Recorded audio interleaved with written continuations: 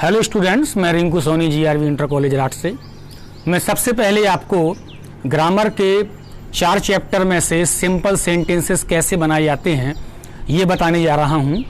ये सिंथेसिस के अंतर्गत किया जाता है कि 2 या 2 से अधिक सिंपल सेंटेंसेस को मिलाकर एक नया सिंपल सेंटेंस कैसे बनाएं।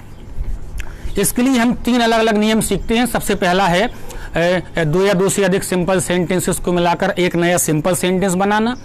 दूसरा है 2 या 2 से अधिक सिंपल सेंटेंसेस को मिलाकर एक नया कॉम्प्लेक्स बनाना। और तीसरा है 2 या 2 से अधिक सिंपल सेंटेंसेस को मिलाकर एक नया कॉम्पाउंड सेंटेंस बनाना। सबसे पहले मैं आपको 2 या 2 से अधिक सिंपल सेंटेंसेस को मिलाकर एक नया सिंपल सेंटेंस ये बनाना सिखाऊंगा। इसके बहुत से नियम हैं। मैं आपको इन नियमों में सबसे पहले इन्फिनेटिव, उसके बाद पार्टिसिपल और नॉमिनेटिव एब्सोल्यूट का नियम पढ़ा चुका हूं। आज मैं आपको एडजेक्टिव का रूल पढ़ाने जा रहा हूं। सबसे पहले हम ये जानते हैं कि एडजेक्टिव क्या होता है। एडजेक्टिव वह शब्द होता है जो वाक्य में आए हुए किसी नाउन या प्रोनाउन की विशेषता बतलाता है। एक बार फिर से परिभाषा सुने प्यारे बच्चों। एडजेक्टिव वह शब्द होता है जो वाक्य में आए हुए किसी नाउन या प्रोनाउन की विशेषता बतलाता है, जैसे कि good, bad, small, big, beautiful, अगली, इंटेलिजेंट या डल आदि।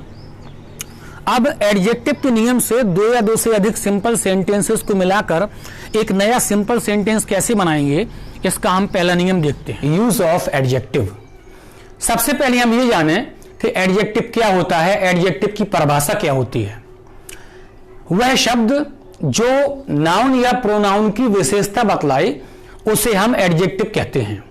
ध्यान दें प्यारे बच्चों, वह शब्द जो किसी नाउन या प्रोनाउन की विशेषता बतलाता है उसे हम एडजेक्टिव कहते हैं। जैसे एग्जाम्पल में मैंने यहां पर कुछ एडजेक्टिव लिखे हैं, ध्यान दें।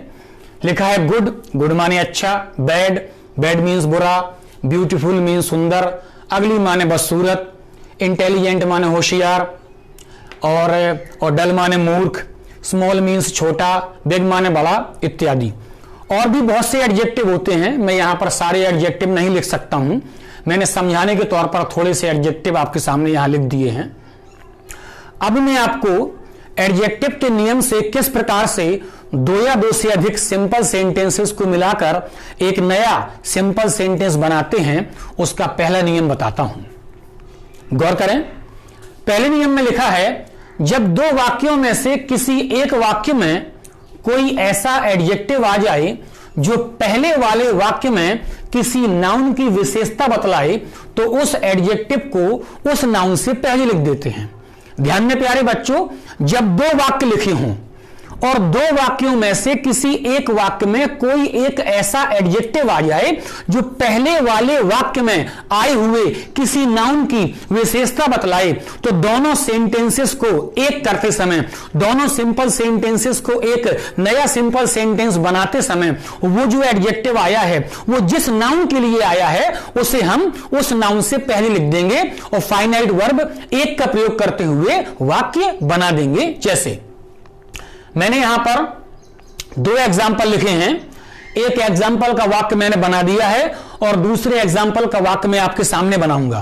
पहला वाक्य देखिए, लिखा है आई सा a man he was blind. मैंने एक आदमी देखा, यह पहले वाक्य का अर्थ है। दूसरा वाक्य है वह अंधा था। मैंने आपको नियम में बताया कि जब 2 वाक्य लिखे हों, यहां पर 2 वाक्य लिखे हुए हैं, उसके बाद मैंने बताया कि जब 2 वाक्य में से किसी एक वाक्य में, इस वाक्य में कोई ऐसा एडजेक्टिव आ जाए, इस वाक्य में ये ब्लाइंड एक ऐसा एडजेक्टिव आया है जो पहले वाले वाक्य में, पहले वाला वाक्य आई सा अ मैन, जो पहले वाले वाक्य में आए हुए किसी नाउन यानी कि मैन की विशेषता बतलाए। मैंने एक आदमी देखा और आदमी अंधा था यानी कि ब्लाइंड शब्द, ये ब्लाइंड एडजेक्टिव जो दूसरे वाक्य में आया है वो पहले वाक्य में आए हुए नाउन मैन की विशेषता बतला रहा। इसलिए जब हम इन दोनों सिंपल सेंटेंसेस को मिलाकर एक करेंगे, एक सिंपल सेंटेंस बनाएंगे तो इस आए हुए एडजेक्टिव ब्लाइंड को हम मैन नाउन से ठीक पहले लिख देंगे और वाक्य बनेगा आई सा अ ब्लाइंड मैन। पहले दो वाक्यों का यदि हम सेपरेट हिंदी अर्थ देखते तो वाक्य का अर्थ निकल रहा था आई सा अ मैन, मैंने एक आदमी देखा, ही वॉज ब्लाइंड, वह अंधा था। जब हमने इन दोनों वाक्यों को जोड़कर एक नया सिंपल सेंटेंस बना दिया तो इसका अर्थ निकला आई सा अ ब्लाइंड मैन, मैंने एक अंधा आदमी देखा। क्या हुआ, दोनों वाक्यों में फाइनाइट वर्ब केवल एक ही रही सा, लेकिन जो दूसरे वाक्य का एडजेक्टिव था वो पहले वाक्य के आए हुए नाउन मैन की पहले लिख दिया गया और वाक्य बन गया। प्यारे बच्चों, मुझे आशा है आपको यह वाक्य समझ में आया होगा।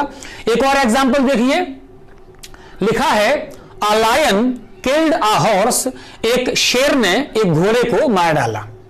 द लायन वॉज हंग्री, शेर भूखा था।